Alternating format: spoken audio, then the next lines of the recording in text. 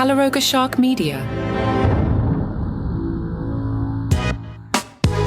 If you missed yesterday, the last two stories were just wacky and the show went off the rails. It was a lot of fun. Hello, I'm Johnny Mac with your daily comedy news. Jim Gaffigan spoke with Men's Health and said, I think I'm a better fit for man's anti-health. Talked yesterday about how Jim is taking Monjaro. Apparently, he's doing other thing. He went on a keto-esque diet, very low carbs, and later added intermittent fasting.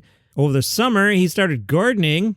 We've learned that he has grown squash, corn, beans, cucumbers, shishito peppers, and eggplants. Jim says growing vegetables makes you more interested in consuming those vegetables, which makes you healthier, which makes you kind of look at what you're consuming, which makes fast food look like the crap it is. I'm not saying I'm doing the work of a farmer, but you can do some work out there. During the interview, he notices a buffet on the other side of the room with turkey sandwiches, chicken wraps, pesto pasta, thumbprint cookies. Yeah, I've seen that buffet, and Jim said, I have friends that would take that stuff and put it in to-go containers, but I'm not at that level. But if it's free, what are we, stupid here?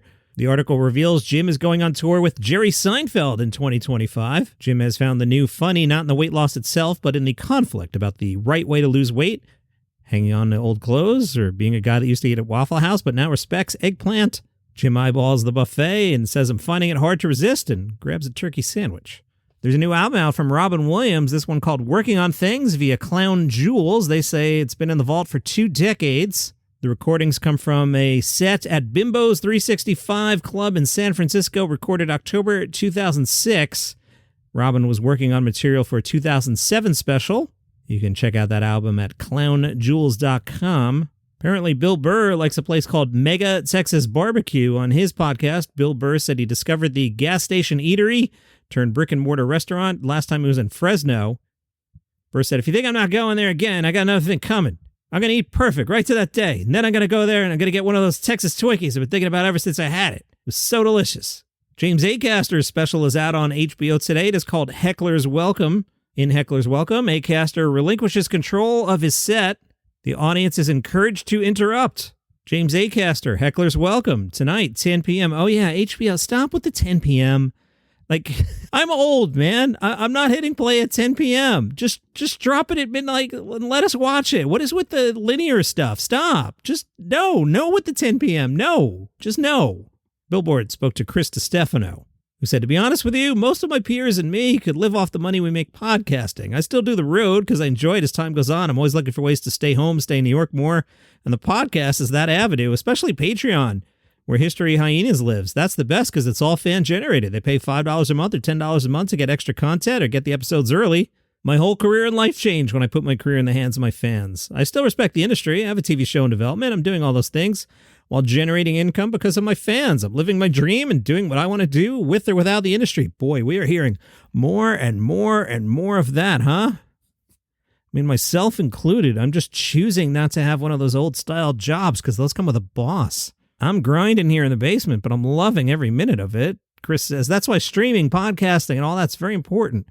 More than that, having a direct relationship with your fans is humongous. It's changing so rapidly before our eyes, and it's a beautiful thing. You can have relative anonymity that way. Take a guy like Tom Segura. He sells out arenas all over the country, and he's still able to go to those towns, and the general population won't recognize him on the street. I bring this up all the time with the top podcasters that he just nailed it. You can walk Tom Segura down the street, and we might go 0 for 10. Who's that? People might not recognize him. Tim Dillon, Theo Vaughn, might not get recognized. Segura's making $50 million a year. Wow. But he doesn't have to be locked behind gates with security everywhere because he has a direct connection with his fans. As far as entertainment goes, we're living in such a transitional period. You might think, I should go on this TV show to promote myself and sell tickets. I still do it, but I can do the podcast from my home, and it'll be 10 times more impactful than going on a late-night talk show. That's why I like my manager, Emilio. He's adapted. It used to be a manager book your flights and set up meetings. I could book my own flights on an app with 2 taps on my phone. I need my manager to digitally market me. When I'm coming to Salt Lake City, calling into a radio station and going on the local news doesn't work anymore. What I need is, how do you digitally market me so that when everyone opens up their Facebook or Instagram, they're seeing an ad for my show with a link to click for tickets? Emilio and his team are making it very easy for me. Used to be you needed all these middlemen. Now you don't. Some of us recognize the shift, but some of my peers, either they don't want to admit it or they don't want to adapt. That's fine, but the old way is getting a late night set or a sitcom. Don't put butts in the seats anymore.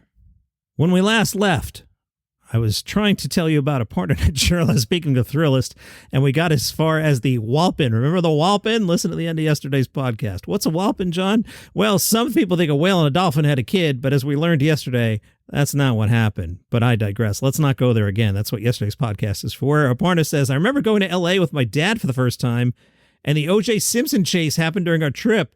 I remember being in our hotel room that evening and being like, hey, we were on that highway today. Not that I understood the implications of what was happening, but now I'm kind of like, whoa, that was weird. As a kid, I had a very exotic vision of travel, and as I've gotten older and had to travel more for work or comedy, I've still retained some of that vacation mentality where it's sometimes hard for me to remember, oh, you're still working when you're in a different city. You still have to answer emails. The LA Daily News caught up with Hannah Einbinder. She joined the improv troupe way back when at Chapman University and said, I was really bad at it. It required a mental freedom that I didn't have. But she made it onto the university's Improv Inc. team. And then when Nicole Byer booked a show at Chapman, she offered to let a student open up for her. And I volunteered for that. And after that, I became obsessed. I realized that's what I want to do. So I bought a ton of comedy albums and started listening to them incessantly over and over. You know, really studying rhythm and format and style. And a lot of older influences and alternative influences. People who do characters. People who are more physical, more dry. Storytellers. Classic joke writers. This article points out, and maybe perhaps her mother, Lorraine Newman from Saturday Night Live, you know, yeah, you hear me. I feel like I take influence from everywhere in every form. So yeah, around my senior year of college, just became obsessed. In 2019, NPR named her one of the young comedians to watch. LA Daily News asked her what it was like opening for Nicole, and I said, I was so nervous. Sometimes back in the day, I'd call stand-up like 23 hours of agony and 1 hour of ecstasy, where you wake up and you're like, who would agree to do this? Who in their right mind would put themselves in this situation? You know, I was a very insecure kid, young adult, whatever, 20-year-old. I didn't really have a lot of self-worth. That's what pushes, I think, most people to do stand-up. But when I opened for Nicole, and I was so nervous, I stepped down on the stage and I felt every ounce of nerves melt away. I just felt really good and confident, really excited. It was a very foreign feeling for me. I felt good with other people, but not on my own. So I became obsessed with and addicted to that feeling, and it actually went really well. One of the jokes in that set is in my special. How long was that set? 8 minutes. She has worked her way up to an hour and says, stand-up is both incredibly frustrating and also the greatest joy. I like the work. A lot of the stuff in my special I haven't really had to punch up or work on, but there are jokes that didn't come to me fully formed, and that's the process I enjoy. Going out, doing punch-up, having 12 or 13 drafts of something, building it. I felt if there were bones, and the bones were things I've been doing for a while, and felt like a good representation of my work. From those, I built a connective tissue, I think. Jean Smart, who stars in Hacks and is not a stand-up, asked me, do you have any tips? Because she doesn't have an ego about it, and I would never say anything, but she asked me. The only thing I told her was about microphone distance. The dead giveaway is holding the microphone away from your mouth. That's the sign of the novice. That's all I told her. If you're in Montclair, New Jersey, you know who's at the Wellmont Theater tonight? Chelsea Handler. You know who Chelsea Handler used to date, right? Joe Coy. Now, I was going to do the bit, but I don't feel like doing it because we have a couple strong days and I don't need to do the bit. But you know what the bit is. You can imagine it right now as if I'm doing it. That's the mental power I hold over you. You are imagining, you can hear in your head Joe Coy telling that joke that I'm not going to play. But you're thinking of it right now. What have I done to you? Oh my goodness. See you tomorrow.